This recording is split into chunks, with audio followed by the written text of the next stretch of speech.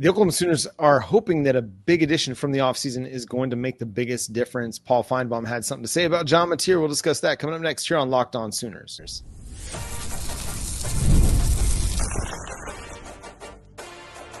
You are Locked On Sooners, your daily podcast on the Oklahoma Sooners. Part of the Locked On Podcast Network, your team every day. Thanks again for making Locked On Sooners your first listen every single day. Shout out to all the everydayers out there tuning in and subscribe to the show wherever you get your podcasts. We're part of the Locked On Podcast Network, your team every day. Paul Finebaum was on the Paul Finebaum Show, had this to say about John Mateer. He said, I think John Mateer is going to fit in very well. This is based on people who have seen him perform out there and those who know the Sooners depth chart. I really like what I see. It's a big year, a couple of tricky games. The second half of the schedule to me is littered with tough road games. So Paul Finebaum's been complimentary of what Oklahoma's building over this offseason and of John Mateer. What stood out to you in that, Jay? As the summer has progressed, not season, but summer, as the summer has progressed, we're starting to see a lot of these talking heads really pay attention to what's going on in Oklahoma. They're starting to get more intimate with the inner workings. I mean, everyone raved about the Jim Nagy hire. Everyone raved about the hiring at the linebacker spot that Brent Venables did, and now he's taking over the play calling. They're trying to see, okay, I think that Oklahoma and Brent Venables are going to start to, the ship's going to get leveled. Then you start to see Ben Arbuckle's a really good hire. Then you get the top quarterback at the time out of the transfer portal, and of course, the skepticism was, the competition was meh, I guess you could say. But you realize a gamer is a gamer. And then as more people are coming around the program, they're like, oh no, this is different.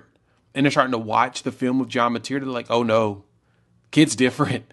And we're starting to see that more and more. So as the propaganda machine keeps coming out from Oklahoma with like the highlights and stuff from practice, you're starting to see and hear that people are like, okay, yeah, he's going to be a lot different and probably a lot better than people expect. I mean, I know Cam Ward gave Arbuckle and Coach John Kuzieski the stamp of approval, when he went number one, taking a picture with them and having them there on draft day.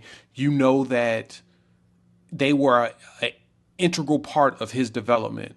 And so, to me, John Mateer now should be able to follow. I'm not saying he's going number one in the draft, but I'm saying is he should be able to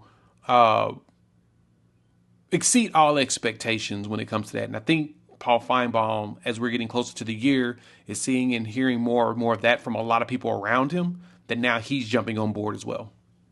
Yeah, it's easy to downplay what John Mateer did last year.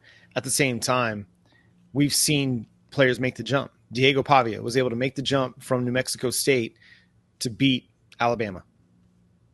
I mean, it's possible to make the jump. Diego Pavia was one of the biggest stories of the 2024 college football season because he played well. John Mateer has the talent, has the tools, has the mentality to come up, make that jump, and play well against an SEC schedule. Is it going to be tough? Yeah, it's going to be tough. I don't think anybody is discounting the idea that the SEC defenses are tougher than what he's playing against.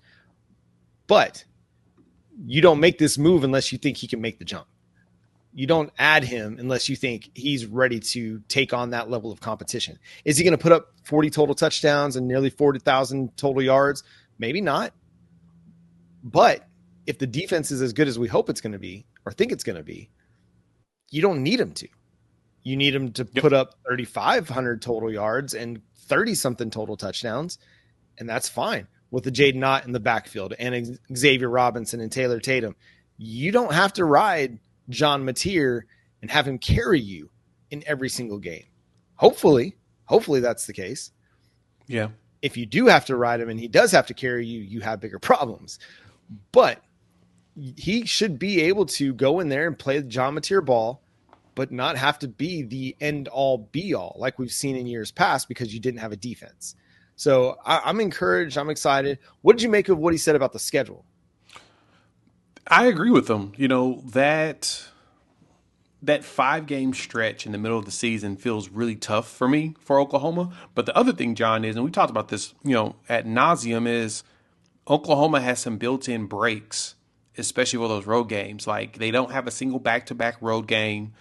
The game against Tennessee has a bye week. Then they play against Alabama, which to me is still favorable.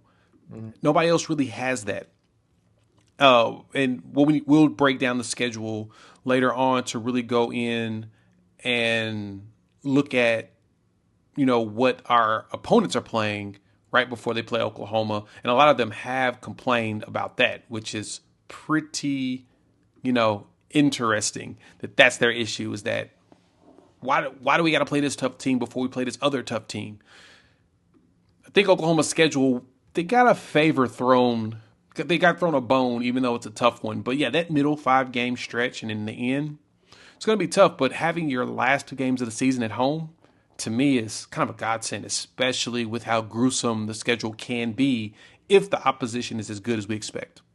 Well, you go to Texas or you go to the Cotton Bowl, and then you're SEC the rest of the way. There's no FCS game in there mixed in. It's all SEC games. And so you're going to be in the thick of it every single week. And that's going to determine how well Oklahoma responds to that is going to determine their success level.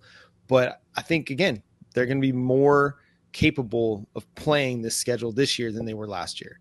They have a better understanding of what it's going to take. They have a better idea of what their roster looks like. It's a healthier roster going into, summertime workouts and the fall camp. And that's going to make a big difference, man. Health matters. I know people want to act like it's an excuse, but it's part of the story of the 2024 season. Oklahoma was a mash unit on the offensive side of the ball. And so it was going to make it really, really difficult for them to have any kind of success. The fact that they even beat Alabama or played with Ole Miss for a half or, hung in there against LSU for a half. Like the fact that they were doing that, it shows to the competitive nature of this team and this program. At the same time, I mean, it's got to be better. And if they can manage that 5-game stretch that you're talking about and have a lot of success in that, and that 4-game stretch at the end of the season to close out, November, I mean, you got 2 tough stretches of games, and we'll see, man. I think they're going to have a chance to flirt with the playoff. It's going to take a 10-2 record like we saw last year. I don't think 9-3 is going to get you the benefit of the doubt, even though you're playing in the SEC. I think you got to get to 10 wins if you're going to want to make the playoff. But getting to 9 and being in the discussion is such a drastic improvement from where we were a year ago that I think people will be relatively satisfied. Not 100% satisfied, because at Oklahoma the expectation is to compete for conference and national titles, but to bounce back the way that if they go to 9-3, to bounce back like that, I think would have people feeling a lot better about the direction. Yeah, no, I agree with that. And you mentioned it before that the defense is going to dictate a lot of what's going to happen with Oklahoma anyway. And we know the defense was really good last year, and the expectation is the defense is going to be better this year.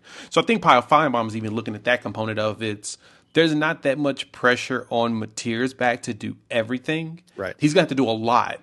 It's going to be him and Jaden Ott figuring out, doing a lot with this offensive line and the other skills positions, as a lot of them aren't, actually more so Deion Burks, Jaden Ott, and then Mateer. Those are your 3 central guys, and then everybody else you're trying to, lift up because they're a lot younger. But they don't have to be the ones that dictate everything. The defense is going to be the dictator. They're going to be the ones that's going to do everything possible to make sure that the offense gets favorable position at all times. And so, to me, that's kind of a big component in comparison to what we have to deal with last season. One thing that's going to be very different is the quarterbacks that Oklahoma has to face in the 2025 season. Not as much experience as what they had to face in 2024. We're going to rank them coming up next here on Locked On Sooners.